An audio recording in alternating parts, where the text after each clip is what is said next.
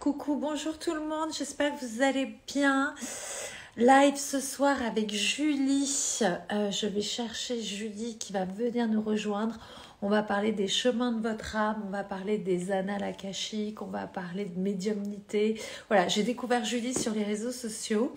En papotant dans les stories, comme quoi on peut faire de belles découvertes. Et elle m'a envoyé généreusement son livre il y a plusieurs mois déjà. Et comme il n'y a jamais de hasard, je sais pourquoi ce livre est arrivé chez moi. Et on a pas mal papoté depuis avec Julie. Et du coup, j'avais vraiment envie et à cœur de vous la présenter. Et surtout, moi,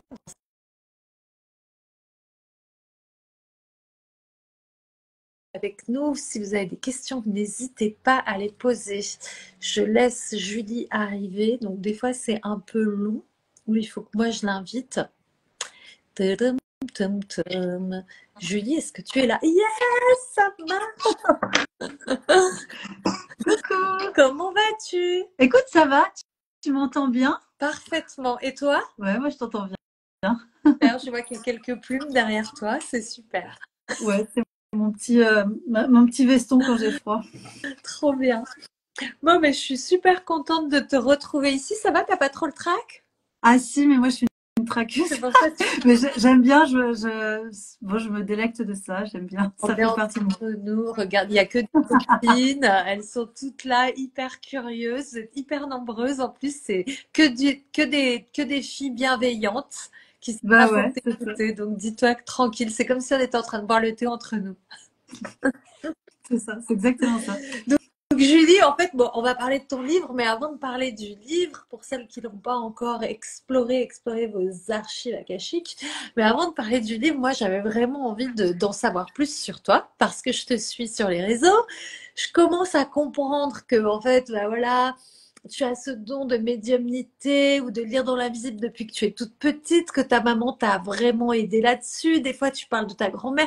Alors, je me dis, bon, je veux savoir en fait comment ça s'est passé pour elle, parce que souvent en fait sur les réseaux on voit des gens voilà qui après une reconversion se découvrent des dons, des talents. Toi apparemment ton don tu l'as depuis toute petite et Oui. que tu veux bien donc du coup bah, te présenter et me parler de ce don-là. Oui, alors moi je pense que les gens qui ont une prise de conscience, c'est peut-être plus simple pour eux parce qu'ils ont un déclic et puis ils font ça après. C'est pas plus simple d'avoir un don de naissance en fait parce qu'on a l'impression que c'est une évidence jusqu'au jour où on se rend compte que c'est pas évident pour c'est pas le cas de tout le monde. Alors moi j'ai de la chance parce que alors je sais pas si j'ai de la chance mais le contexte il était que j'ai une mère qui est bouddhiste, qui m'a élevée. Ah, petit bug.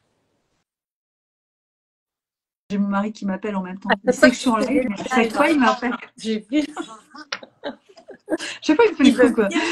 En fait, il Et, aimerait être en live avec nous. ouais, mais tu vas voir qu'il va rappeler parce que je réponds pas quoi. Donc, je disais que ma mère m'a élevée dans le bouddhisme depuis toute petite, donc j'ai toujours entendu des prières parce qu'elle était pratiquante, voilà. Et donc elle avait toujours une spiritualité enfin tout ce qu'elle me disait, c'était, on le retrouve dans le développement personnel en fait aujourd'hui dans tous les bouquins, mais c'était quelque chose qui m'a bercée toute mon enfance. Je dis pas qu'elle a eu une vie facile, elle a eu une vie très difficile, mais elle était portée par le bouddhisme avec des enseignements qu'elle me partageait.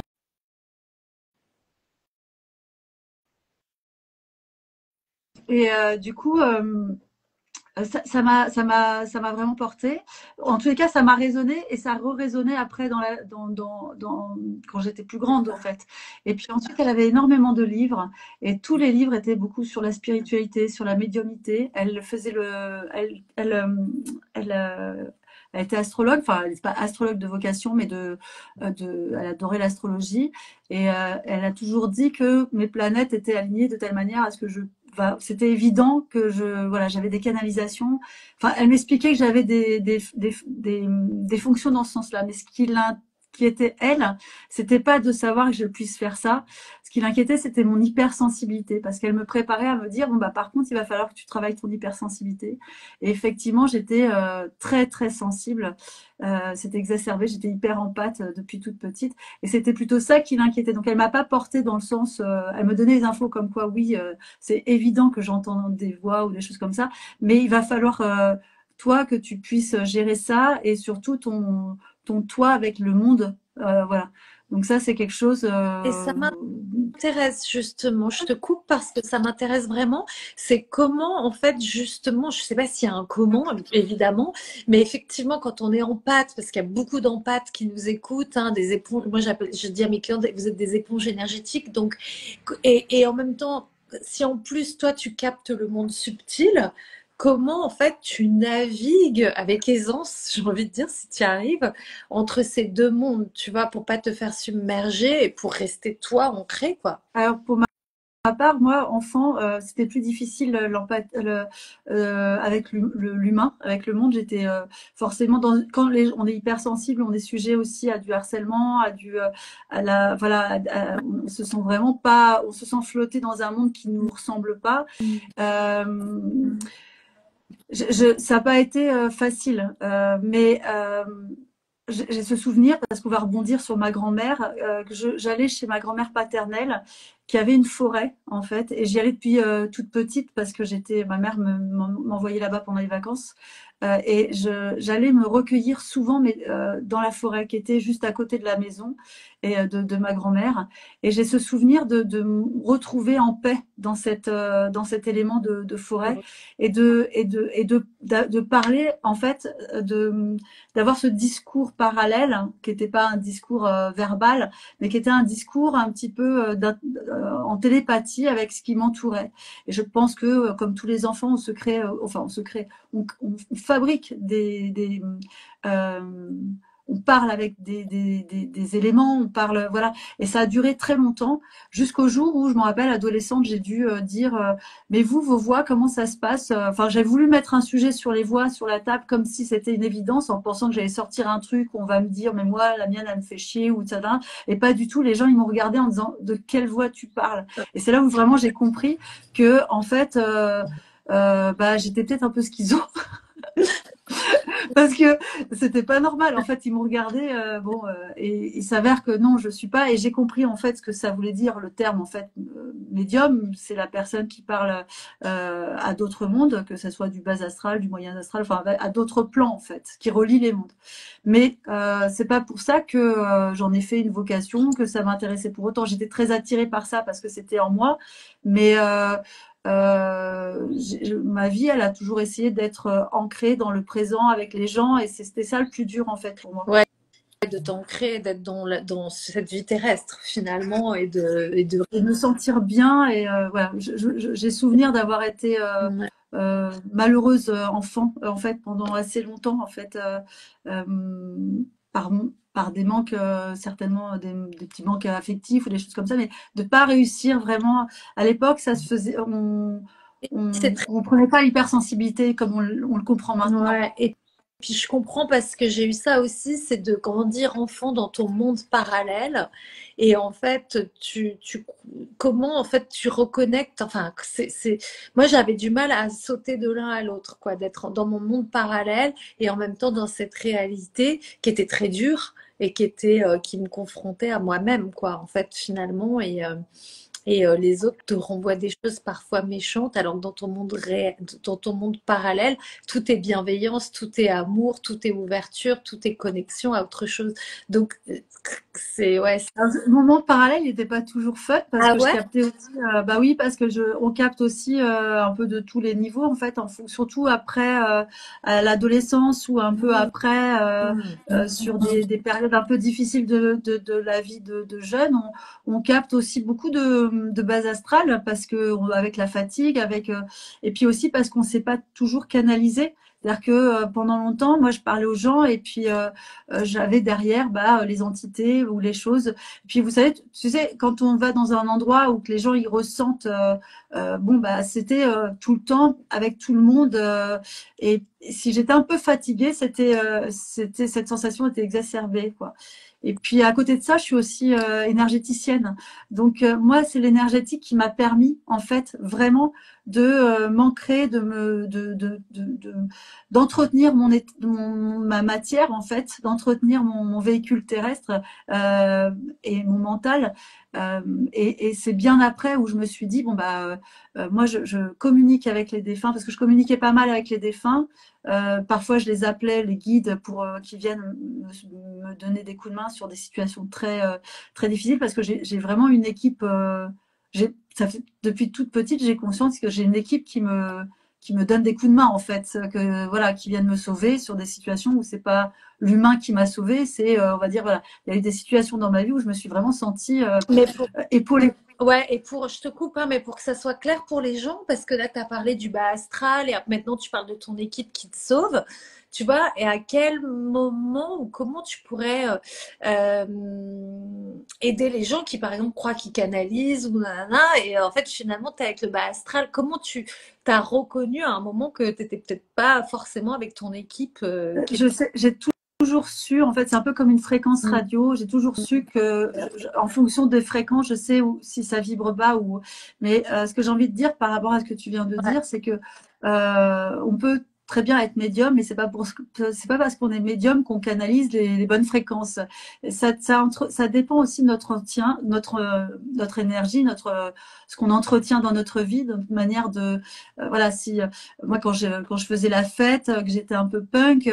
Je pouvais pas canaliser que des choses chouettes en fait parce que c'est normal énergétiquement parlant si je me bourrais la tête toute la soirée pendant une semaine comme enfin moi j'ai eu des périodes très Et c'est extrêmes où à ce effectivement moment-là que tu as connecté au bas astral quand non tu étais... on peut connecter, Ah ouais? tout le monde peut connecter le bas astral avec un coup de fatigue, avec des endroits Mmh. parce que pas alignés, pas ancrés. Ça peut même ça peut arriver à tout le monde. Alors il y a le bas astral, faut pas voilà, il y a c'est pas parce qu'on c'est pas qu'on connecte, c'est qu'on plus on est bien dans sa tête, au plus on vibre haut et au plus on se connecte avec les hautes vibrations. Si on a un coup de fatigue, Mmh. voilà, enfin, Oui. voilà, au plus notre énergie est basse, au plus on capte pas, et c'est pas, et ça peut Ouais. arriver, même moi, si je, ça peut encore m'arriver de temps en temps un coup de fatigue, et si j'ai pas travaillé mon ancrage au quotidien pendant un temps, le laisser aller, et c'est pas grave, hein, on remonte vite, hein, mais puis ça va aussi avec Ouais. l'état d'esprit. Et du coup, ça, on le capte parce qu'on capte que, en fait, c'est subtil, mais je comprends ce que tu veux dire. Ok, d'accord. C'est que, ouais, on n'est pas toujours branché sur les fréquences hautes, quoi.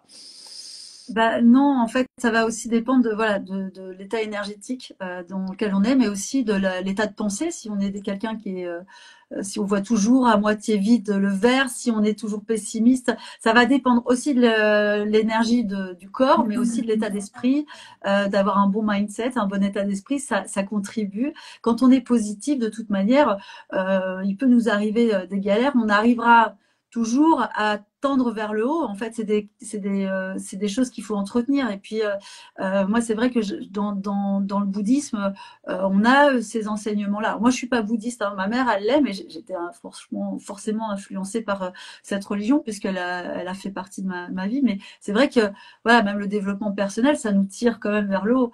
C'est des états d'esprit, voilà. Donc, le bas astral, moi, en plus, j'étais habilitée quand j'ai commencé à faire ça comme métier.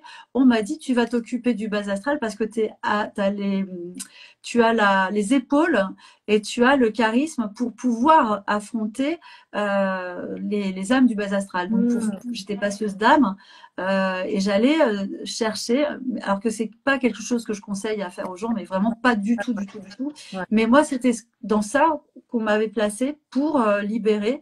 Déjà parce que j'ai pas peur, parce que je peux voir, il faut se confronter à des bourreaux, hein, parfois des gens qui ont tué des enfants, harcelé des femmes. Enfin, et puis ces gens-là, eh ben, faut ni les juger, rien faire parce qu'ils sont morts déjà, et que il faut juste leur apporter une libération. pour pas qu'ils plombent en fait, pour qu'ils se libèrent et qu'après ils fassent ce qu'ils doivent faire. Voilà. Mais ça, pendant longtemps, j'ai fait ça. Et là, pour le coup, mon équipe, l'équipe de Lumière, c'était assez intéressant parce qu'elle était là vraiment dès que ça frappait à la porte. Enfin, il y avait un filtre en fait qui me faisait un peu l'état des lieux de la personne que j'allais rencontrer après. Ah ouais, donc tu étais vraiment guidée, quoi. Mais alors, Ouais. du coup, on a sauté un épisode sur ta vie. Quand est-ce que ça commence? Parce que tu as eu ta période dark, punk et tout ça ado. Ouais. On a parlé de ton enfance. Et donc, bon, tu savais que tu connectais avec tous ces plans-là, Ouais. etc. Et du coup, comment tu t'es dit, bah, en fait, j'assume ça finalement et c'est ce que je suis et je vais œuvrer là-dedans. Ça a été pas une évidence si certaine.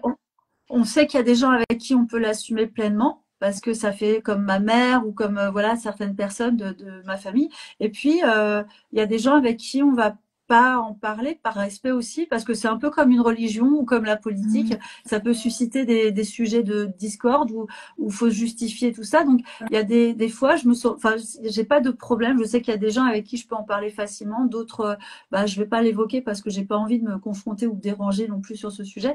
Mais j'ai toujours su ça en fait. Et puis même passer le feu. Enfin, quand j'ai à 19 ans, je suis partie en Afrique avec deux amis presque un an. Et déjà là-bas, les gens sentaient aussi. C'est-à-dire on me le rappelait. C'est-à-dire que moi, je n'avais pas forcément, je le savais, mais je le mettais de côté pour pas être un peu parce que je le mettais de côté. Mais souvent, les gens venaient me voir, même dans la rue. Il m'est arrivé des fois des gens qui me disaient, mais vous là, ils vous remercient pour tout ce que vous avez fait. Des gens que je connaissais pas dans la rue, ça m'est arrivé quelques fois, alors pas tous les jours, mais à des moments dans ma vie où je me suis dit, mais pourquoi la personne elle me dit ça comme ça. Voilà. Et ça, c'est en Afrique, ça m'est arrivé. On me disait que je passais le mal parce que je soulageais les fièvres du palu, par exemple. Et ça, c'est des choses qu'on m'a révélées en Afrique. On m'a dit, toi, tu vois, tu as posé tes mains, tu as soulagé là. Continue, continue. Et donc, du coup, ça s'est développé comme ça. Et c'est des rendez-vous, si tu veux, Vanessa. C'est-à-dire que un jour, j'appelle quelqu'un pour m'aider à nettoyer ma maison parce que je me sentais envahie. Et la personne, au moment de la payer, elle m'a dit non, tu me payes pas. Et c'est allongé. Elle m'a dit, tu me passes mon eczéma et ça sera parfait. Et je savais pas faire comment. Enfin, c'est que des rendez-vous comme ça qui ont fait que j'ai pas confiance en moi, mais les gens, ils m'appellent pour que je le fasse. Donc c'est des On voilà. te met les bonnes personnes sur ta route pour qu'en fait, et qui te disent, bah voilà, vas-y, explore ça et ça, C'est ça, quoi. carrément. C'est assez Ouais. génial, quoi. Ouais, j'adore. Et alors, comment t'en es arrivé à t'occuper quelque part? Je sais pas si c'est t'occuper, mais quand je t'ai appelé, qu'on a défini un petit peu de quoi on allait parler, et moi, je t'ai dit, ah, j'aimerais bien parler de la conscience universelle, parce que des fois, je dis à mes clientes, ben oui, quand je canalise, je me connecte à la conscience universelle. Elles sont là, la conscience universelle, mais qu'est-ce que quoi, tu vois? Et je dis, alors, Julie, tu voudrais expliquer? Tu me dis, oui, moi, je parlerais plus d'âme. Donc, c'est plus ton sujet. Et comment t'en es arrivé justement à accompagner les âmes, à voir les âmes, et puis après, on va arriver à ton livre, mais comment tout ça s'est imbriqué, j'ai envie de dire, dans ta vie, quoi. Bah, pareil, j'ai commencé donc cette femme que j'ai soulagée de l'eczéma, qui était une chamane, m'a clairement dit qu'il fallait que je passe les âmes avec elle. Et donc ça a commencé comme ça. Et toujours pareil, à cette époque, j'avais beau être ancrée, je donnais à manger à ma fille, que je voyais les entités, je les voyais sur mon mari. Et puis elle venait me parler en fait, elle venait de parler. Donc c'était assez anarchique en fait. Et donc, du coup, j'ai demandé à ce qu'il y ait une organisation parce que j'avais une life. Parce qu'en même temps, à côté de ça, je faisais du spectacle de rue, que j'étais fatiguée, que j'avais une petite fille et tout ça. Ouais. Voilà. Et du coup, j'ai demandé une hiérarchie, en fait. Donc, d'où l'équipe céleste qui venait voilà. Mais c'est surtout aussi qu'à un moment donné, j'ai dit j'arrête tout parce que je faisais beaucoup d'écoute empathique et de défunts et d'écoute empathique d'âmes qui avaient des blessures de trahison, enfin, qui n'arrivaient pas à se libérer complètement. Et du coup, je faisais de l'écoute empathique. Voilà. Et un jour, j'ai décidé complètement d'arrêter en me disant, je m'occupe de moi, je fais mon ancrage, je ne veux plus m'occuper de personne. et ça reviendra quand j'aurai assez d'ancrage sur moi-même, parce que ça sera moi d'abord. Parce que j'avais vu beaucoup de gens qui s'étaient cramés aussi dans ces histoires-là. Donc j'ai commencé comme ça, et puis petit à petit, les soins sont revenus, c'est-à-dire qu'on a sonné à ma porte pour que je revienne. Et un jour, j'ai entendu une voix qui me disait que je faisais de la discrimination. J'ai dit pourquoi? Parce que je m'occupais des vivants et pas des morts. Donc là, il y a eu pareil, j'ai pris mon agenda, j'ai dit bah on va faire on va couper le temps et il y a des moments où je serai dispo pour vous et d'autres non. Voilà. Et puis la première fois que ça m'est arrivé, je faisais un soin énergétique sur quelqu'un et c'est un certain Georges qui est arrivé, qui m'a dit, qui s'est présenté et je parle à la personne en disant, il y a un Georges qui est là, est-ce que c'est pour vous? Et la personne en soins énergétiques me dit, bah non, je connais pas de Georges. Et Georges en question, il me fait, non, je ne connais pas cette personne. Donc à ce moment-là, je lui dis, écoute Georges, je termine avec la personne et puis je me reconnecte avec toi après. Donc j'ai terminé le soin énergétique de la personne, je me suis connectée à Georges et là a commencé la première écoute empathique d'âme d'un poilu qui avait besoin de parler d'une histoire parce qu'il avait été trahi sur le champ de bataille, enfin bref, une histoire, voilà. Et du coup, ça a commencé comme ça, les écoutes empathiques. Ah, j'en ai des frissons.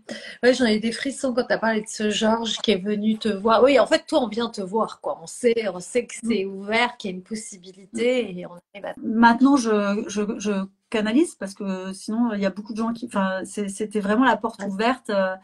Donc, ça vient me voir quand je suis dispo, en fait. Mais T'as tes heures de bureau. ouais, parce que ça venait beaucoup aussi le soir et la nuit. Ça venait tout le temps, en fait. Et avec la fatigue, parfois, bah, faut savoir dire non, quoi. Ouais, et tu vois, tu as dit, et j'aimerais bien que peut-être une petite alerte comme ça, parce que je sais que t'es un peu là-dessus aussi, t'as pas de mal à parler de ça sur les réseaux. Moi, j'ai des clientes qui viennent dans mes séminaires, on parle d'autre chose, puis qui disent, bah, j'ai fait une formation passeur d'âme, puis d'un seul coup, je m'amuse à passer toutes les âmes chez mon grand-père, chez ma grand-mère, chez ma tante et tout ça. Moi, je suis là, peut-être un peu attention, quoi. Et tu vois, et tu disais que les gens, enfin, faire attention, on peut se cramer. Qu'est-ce que tu dirais aux personnes qui, parce qu'il y a des gens qui se forment en une journée pour être passeur d'âme, et puis qu'après, voilà, enfin, voilà, toi qui expérimentes ça depuis des années, voilà, est-ce que tu peux nous donner ton point de vue? Alors, ça reste qu'un point de vue, hein, parce que moi, j'aime quand on met on se protège dans le sens où la meilleure façon de se protéger, c'est de s'occuper de soi, de son énergie Mm. et de faire attention à l'ego aussi qui croit être un super voilà. Alors que même moi maintenant, le doute en fait, il est pas là pour me bouffer. Donc j'ai des doutes qui me bouffent, mais j'ai des doutes qui me permettent de me dire attends, est-ce que tu te trompes pas? Et Mhm. dans ce te trompes pas, ça fait de moi quelqu'un qui est comme tout le monde et je mets toujours une réserve en me disant, enfin déjà il y a toujours des autorisations à avoir. Et puis après il y a aussi de ne pas être trop rapide, c'est-à-dire que quand j'ai fait un travail sur moi, je l'ai fait longtemps et ça m'a coûté parce que ça m'a enlevé un plaisir qui était le soin énergétique et tout, mais je m'étais vraiment rendu compte que je ne m'occupais pas de moi et que j'éprouvais un plaisir d'exister dans le soin que j'apportais à l'autre. Alors, c'est bien ça, de donner de l'amour aux gens, mais c'est super important de tous les matins, moi, de travailler sur soi. Mais il n'y a pas un matin où je passe pas une demi-heure soit en méditation, en ancrage, parce que sinon, c'est pas la peine de faire ce boulot-là. Et c'est une implication. Et puis quand on a une responsabilité aussi, quand on commence à dire je passe les âmes, je fais ci, je fais ça, on a une responsabilité envers soi, mais aussi envers les personnes à qui on partage enfin, ce qu'on donne, quoi. Très... Et tu vois de quoi je Oui, parle, bah oui. j'imagine. Je vois tout à fait, c'est très intéressant et c'est bien qu'on en reparle parce que effectivement, ça passe aussi par soi. C'est bien beau. Sinon, on est dans la posture de la sauveuse, quoi. Et donc, du coup, Oui, voilà. Et il y a souvent ça aussi, ce côté un peu l'ego veut aller sauver, veut expérimenter, etc. Il n'y oui, a pas de alors mal. à juste titre, parce que ça nous fait vivre, ça nous fait exister, que parfois ça nous fait sortir du trou et on a tout d'un coup. Voilà, mais il faut être conscient que, ok, c'est super, mais faut quand même vraiment travailler. Puis avant de travailler sur, même, tu vois, quand le livre sur les archives akashiques, les gens, c'est pas pour ça que tu vas ouvrir les archives de quelqu'un avec la personne et ouvrir ton cabinet. Pareil, j'ai fait un livre sur la radiesthésie parce que en fait, il faut pratiquer, il faut de la persévérance, et puis parce que déjà, il y a un plafond, quoi. C'est-à-dire qu'on a l'impression de maîtriser, mais quand on persévère un petit peu, on s'aperçoit qu'on a dépassé encore un stade qu'on n'aurait pas dépassé si on a, tu vois, si on s'était arrêté à dire bon, allez, c'est bon, j'ai Je pigé, je sais tout, quoi. sais. C'est-à-dire qu'il y a toujours un truc à apprendre. Et moi, j'apprends tout le temps, tout le temps, tout le temps, encore, quoi. Et je suis pas que initiée parce que j'ai une responsabilité de transmission, mais j'aime aussi être dans découvrir des choses nouvelles. J'ai des élèves qui me partagent des choses, elles m'apportent des choses. Et j'adore être dans cette posture faites, surprenez-moi, Ouais, ouais, quoi. on est encore là pour. Eh ben justement, on est encore là pour apprendre. Et tu parles de l'évolution de l'âme, que les âmes sont là pour. Elles viennent pour évoluer, en fait. Hein, voilà, il y a un processus. Et qu'est-ce que tu dirais pour les personnes qui nous écoutent, qui en fait n'ont pas connecté encore à leur âme, tu vois? Parce que l'âme, ça peut être abstrait pour certaines personnes qui sont en cours de dev perso, qui déjà se libèrent des peurs, de plein de choses. Euh, Toi, tu dirais quoi? Comment on fait pour se connecter à son âme, en fait? Bah, en fait, déjà, c'est l'intention qu'on va placer. On place une intention. Après, le problème dans notre cerveau, enfin, c'est pas un problème, c'est qu'il y a un équilibre entre cerveau droit et cerveau gauche. Le cerveau gauche va forcément chercher des réponses rationnelles parce qu'il a besoin d'être satisfait.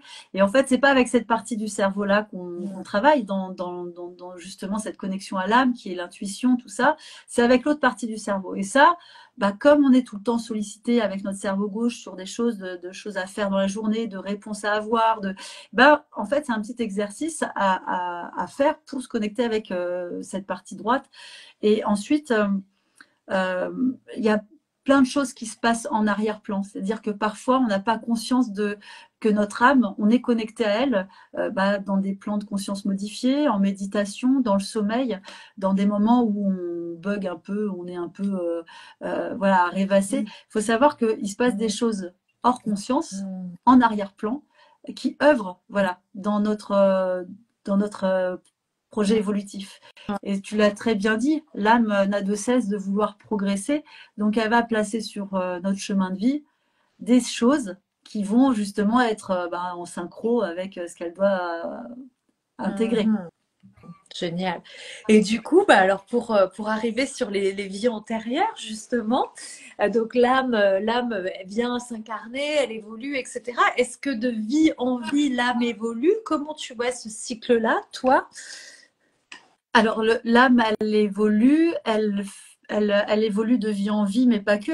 Enfin, d'incarnation en incarnation, elle va avoir énormément de vies pour certaines qui vont être plus ou moins longues. Il faut savoir qu'il n'y a pas que des vies extraordinaires qu'on fait, pas que des vies où on a des blocages, pas que des vies où il y a où on a été reine ou roi, pas que des vies où on a subi. Il y a plein de vies où on est mort-né, tu vois, à peine arrivé, on est reparti. Enfin, voilà. Mais c'est vrai que il y a, dès lors que l'âme intègre un nouveau plan d'existence, il va se créer un enregistrement. C'est de ça dont on va parler aussi. Cet enregistrement va durer, donc, dans lequel va être inscrit toutes les pensées, toutes les actions, toutes les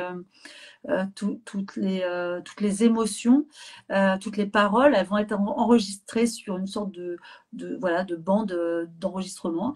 Et ça va durer tout le temps de ce plan terrestre. Et quand l'âme quitte le corps, bah, l'enregistrement s'arrête et l'enregistrement va retrouver les autres enregistrements des autres vies. Et là, l'âme va se servir de tous ces enregistrements-là en vue de progresser. Alors attention, c'est un gros schéma que je te fais. Ça reste un point de vue de médium. Faut vraiment, enfin, n'hésitez pas chacun a son point de vue, on est d'accord. Mais c'est sûr que là, si on parle si on veut parler d'archives akashiques, on va tendre à ça pour comprendre ce que sont les archives akashiques. Oui. Et du coup, l'âme, avant même de s'intégrer dans une nouvelle vie, va réfléchir à qu'est-ce qui serait bon pour elle d'apprendre, quel est l'enseignement, quel est le blocage à libérer, quelle est la blessure à libérer pour justement progresser. Elle ne sait elle n'a que de but que de se libérer et de se rapprocher de son étincelle divine. Et donc, du coup, si alors, ton livre s'appelle Explorer vos archives akashiques. Tu me disais, bon, que tu avais mis ce titre. Tu vas nous expliquer pourquoi tu as choisi ce titre.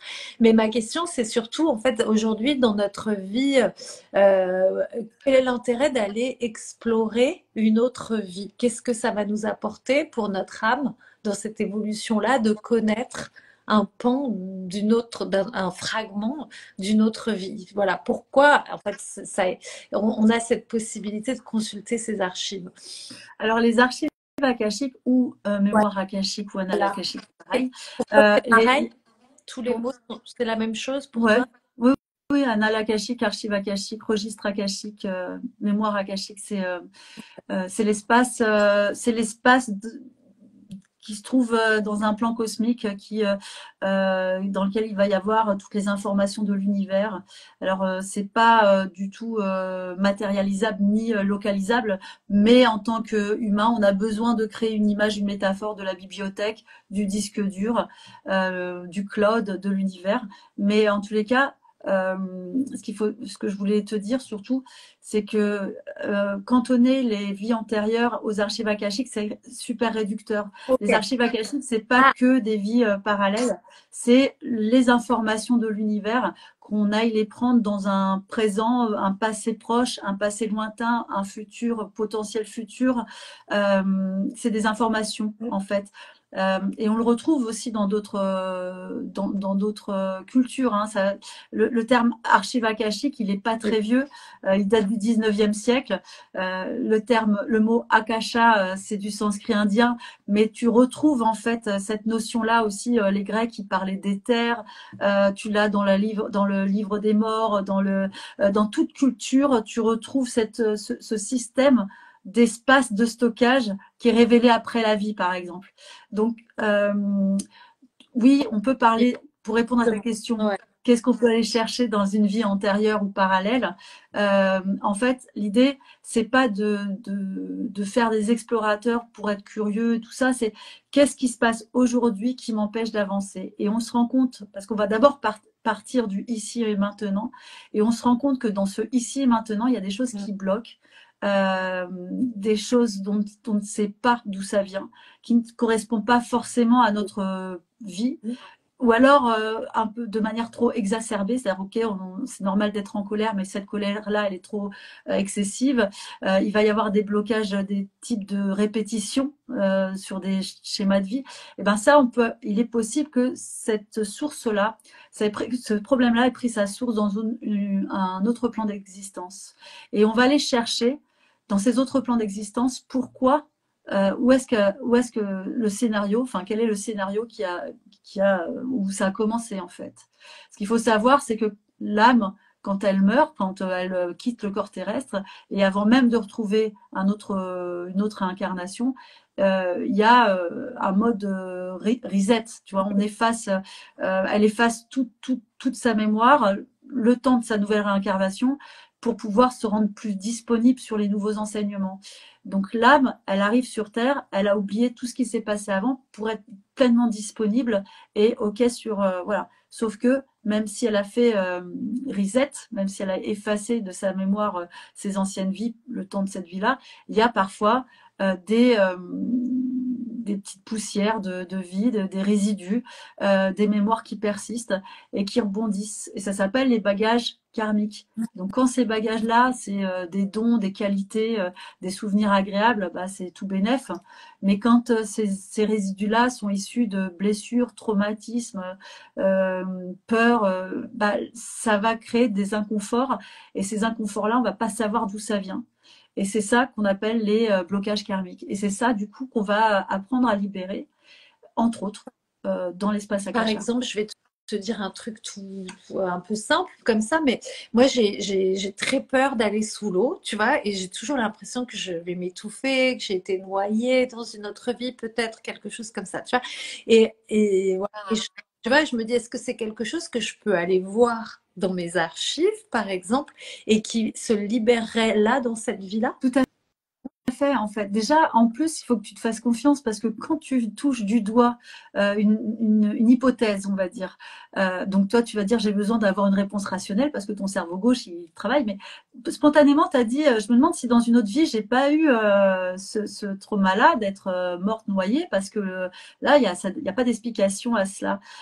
Dans cette vie-là, j'ai peur de l'eau alors que bon, j'habite à Marseille, je suis au bord de la mer, merde, j'adore ça, C'est quoi, l'eau. clair. Mais je vais Tu vois? Donc, en fait, oui, déjà, ça, tu libères, tu vois, on peut aller chercher d'où ça vient et comment le libérer. Il faut savoir que dans l'espace Akasha, les maîtres Akasha ou les messagers qui délivrent leurs messages vont ouvrir des dossiers en fonction de ce que tu es en mesure de recevoir et de libérer. jamais. Donc, s'il n'y a pas d'infos là-dessus pour le moment, parce que c'est pas le moment de on va pas t'ouvrir le dossier. Mais par contre, si toi, justement, tu tends vers ça, on va aller voir ce qui se passe. Et le fait de reconnecter avec cette histoire-là, ça va en partie libérer, voire totalement libérer. Ça va dépendre de ça fait combien de vies que tu vis ce genre de choses, si ça s'est répercuté sur plusieurs vies, s'il y a eu d'autres choses à côté, voilà. Ouais, génial. Donc, ça veut dire que là, les personnes qui nous écoutent et qui se disent, je suis un peu ou beaucoup bloquée sur une problématique et je sais que c'est pas dans cette vie-là, que c'est pas dans ce présent, que c'est un trauma que je me trimballe. Est-ce que ça marche pour les héritages transgénérationnels aussi? Oui, en fait, tu sais, les blocages karmiques, ça va être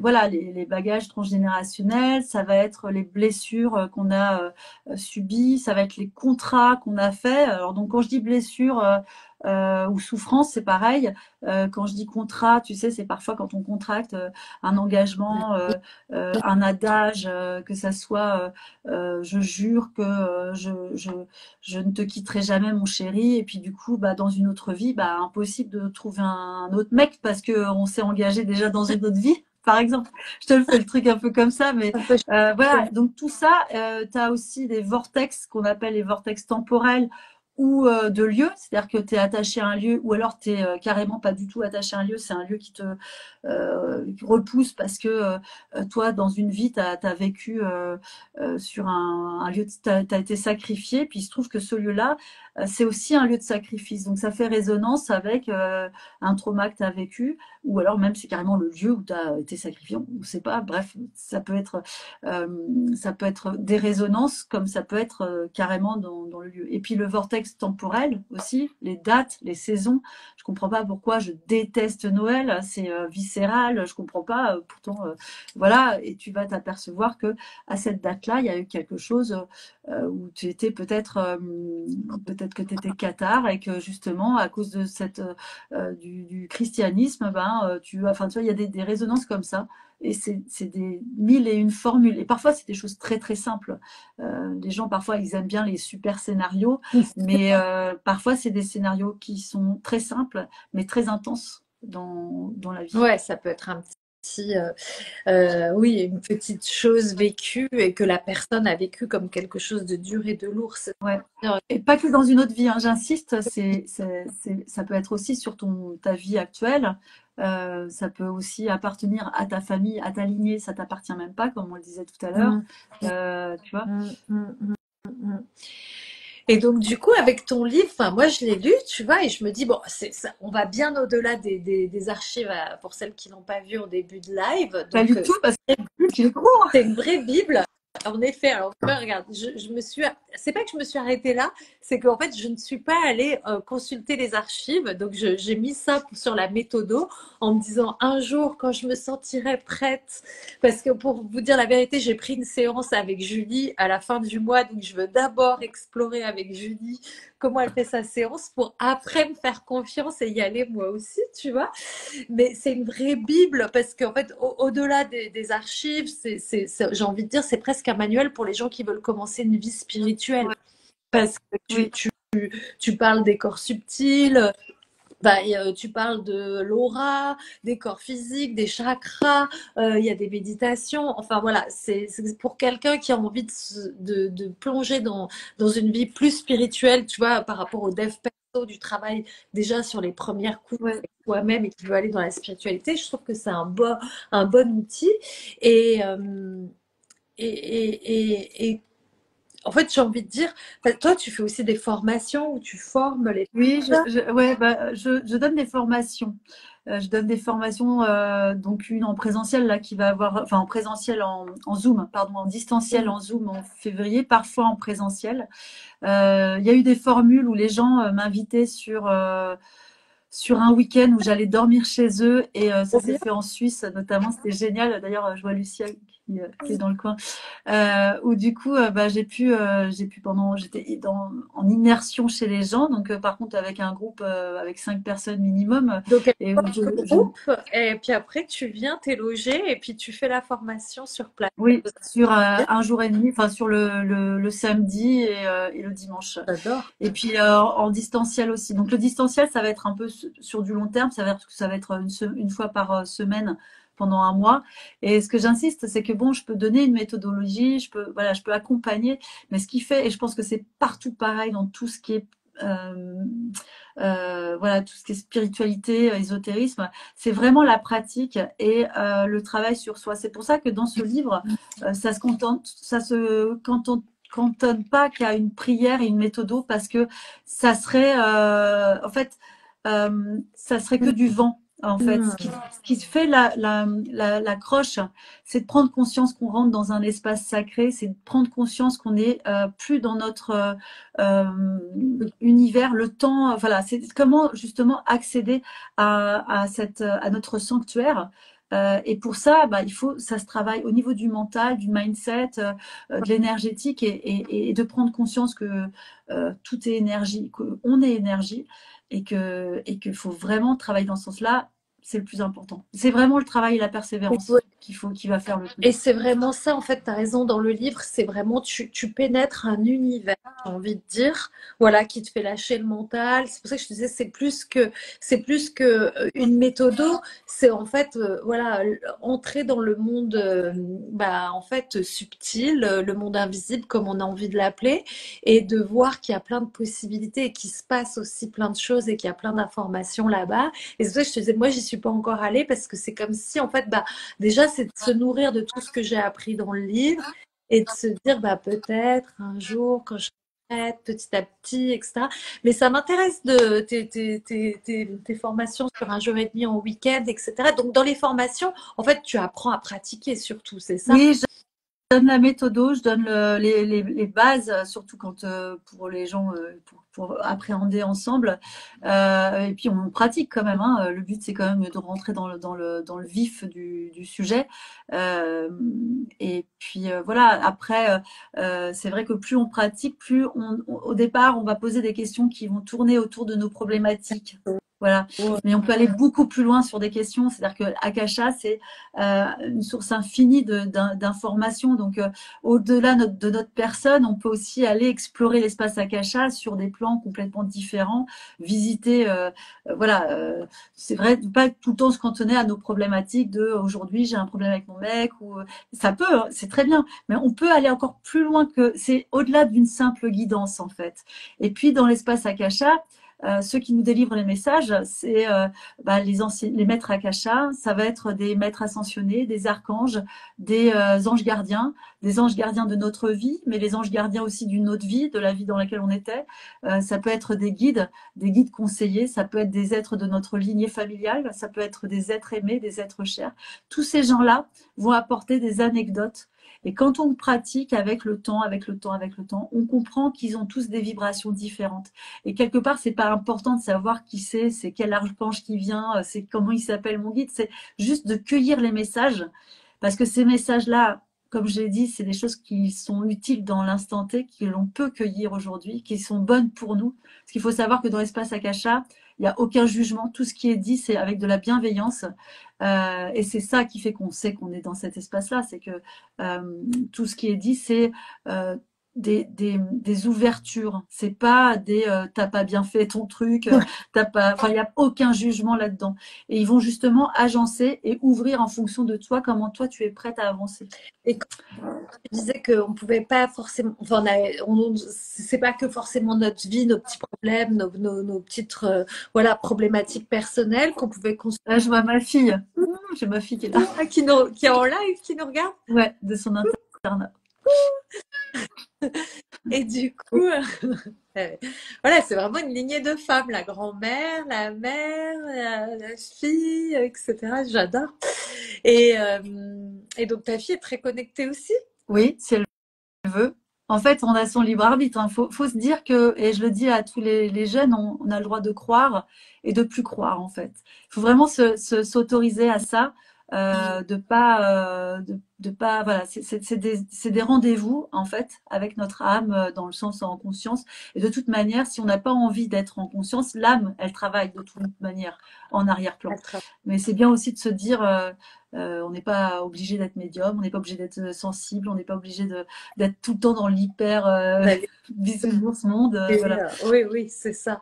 Oui, ce soir, j'avais vraiment envie à cœur que les gens sachent que ça existe. Et puis après, voilà, libre à chacun. Mais c'est vrai que je trouvais que c'était intéressant d'ouvrir ce pan parce que moi, les gens qui viennent me voir n'en sont pas encore là. Pas tous, pas toutes. Et du coup, voilà, de leur montrer, enfin, d'ouvrir encore cet espace, tu vois, Ouais, cette connaissance. Et tu disais que dans ces annales-là, on pouvait consulter, donc on peut consulter quoi? L'avenir du monde, par exemple? On peut consulter euh, on peut consulter, attention, le potentiel futur, parce qu'il n'y a rien qui est inscrit dans le marbre. Moi, je me suis jamais, je ne m'appellerai jamais voyante parce que j'ai des perceptions, j'ai des visions, voilà. Mais j'aime l'idée d'être médium et de relier les informations qu'on me donne. Et c'est des potentiels futurs qu'on va avoir avec des suggestions. Et les archives akashiques, ce qui est bien, c'est d'être actif avec son espace akasha et de poser des questions, d'être en interaction, c'est-à-dire par quels moyens je peux, tu vois, avec des questions. Et du coup, il faut savoir que les informations sont tellement multiples dans l'espace akasha qu'au plus on pose des questions, au mieux le bon livre va être ouvert. Et puis ça fait comme un coup de débroussailleuse, tu vois, c'est-à-dire que savoir poser sa problématique, savoir voilà, sur quoi on veut travailler aujourd'hui, et ben ça permet à l'espace Akasha déjà de faire un coup de débroussailleuse et de libérer le chemin plutôt que de prendre plein de bouquins en disant non mais c'est pas ça, je cherche la recette, je cherche ça. Et du coup ça fait brouillon. Donc en fait il y a une une interaction, une structure à avoir, oui, et puis c'est un échange. D'ailleurs, toi, tu as pris la formule, je crois, explorer une vie antérieure. sur Ouais, donc carré. bon, plutôt pour les ouvertures classiques, les formules classiques, les gens, je leur demande à ce qu'ils viennent avec des questions. Et je sais quand est-ce qu'ils n'ont pas posé leurs questions en amont parce que ça m'épuise deux fois Ouais. plus. Ils disent oui, oui, j'ai fait des questions, puis en fait, ils ont rien écrit. Le fait d'écrire sa question, en fait, ils ouvrent leur porte, en fait. Ils ouvrent le simple fait de poser sa problématique clairement, de trouver la formule, parce que souvent, on l'a là, mais dès qu'on l'écrit, on la formule moins bien. Et ben, déjà, les réponses arrivent sans qu'ils aillent voir le médium, par exemple. Et bien souvent, moi, j'ouvre l'espace Akasha, je réponds aux questions avant même qu'ils aient posé les questions parce qu'ils ont tellement bien formulé que j'ai même pas, ils ont même pas à me poser les questions. Après, ils me disent, bah, t'as répondu à ça, ça, ça, ça, bon, c'est bon. Génial. Et du coup, pour celles qui justement découvrent voilà, la, la, la médiumnité, la canalisation, etc., moi je dis que tout le monde est canal, tout le monde est médium. Qu'est-ce que tu penses la même chose? C'est juste. Ouais, moi je te dis, moi par exemple, je suis nulle en maths, mais si j'apprends, je serai bonne en maths. Je pense que c'est une envie déjà, il faut être attiré par ça. C'est comme il y a des choses qui sont dans mon évidence et qui nous attirent. Et après, il n'y a pas besoin d'avoir des parents dans la spiritualité. Il y a juste besoin d'avoir une attirance à ça. Enfin, la seule chose qui valide, c'est le fait qu'on en ait envie et que ça soit une attirance du cœur. Et on s'en fout de si le père, il n'est pas rebouteux, médium, astrologue, on s'en fout de ça parce que c'est pas ça qui fait que on sera meilleur ou moins bon. Moi, je sais pas si, tu vois, moi, j'ai toujours, et puis c'est bien aussi, j'insiste, hein, on peut passer, tu vois, tu passais par le développement personnel, mais en fait, la médiumnité, c'est un moyen, et puis il y en a des milliards. Ce qui compte vraiment, c'est cheminer vers son évolution, à son rythme Ouais, aussi. À son rythme, il est important. ouais. Parce que tu as des gens pour qui ça va être hyper simple. Dans les formations, je le vois. Puis d'autres où, eh ben, il faut pas qu'ils se comparent. Il faut juste ils sont en route. En fait, c'est ce qui compte. Ouais. C'est que, voilà, mais c'est accessible à tous. C'est une belle conclusion, je trouve, de dire ça. Chacun a son rythme et c'est un désir d'évolution. Et après, les choses se font comme elles doivent se faire et, euh, et de se laisser glisser. Voilà, Ouais, le chemin de notre âme finalement. ouais, Notre c'est ça. âme sait, elle connaît le chemin. Donc voilà. Moi, par exemple, Julie m'a offert ce livre alors qu'on discutait, on se connaissait pas sur les réseaux et tu m'as dit, je te l'offre, mais vraiment, c'est pas du tout pour promouvoir. T'es pas obligé d'en parler. J'ai juste envie de te l'offrir. J'ai à cœur de te le faire découvrir. Et puis je me suis dit, quand il est arrivé, je me suis dit, mais c'est pas arrivé chez moi pour rien. Il n'y a pas de hasard. J'ai pas encore trouvé tout à fait le message. Mais je sais que ça a du sens. Et voilà, et mon âme sait pourquoi, voilà, elle nous a mis en contact.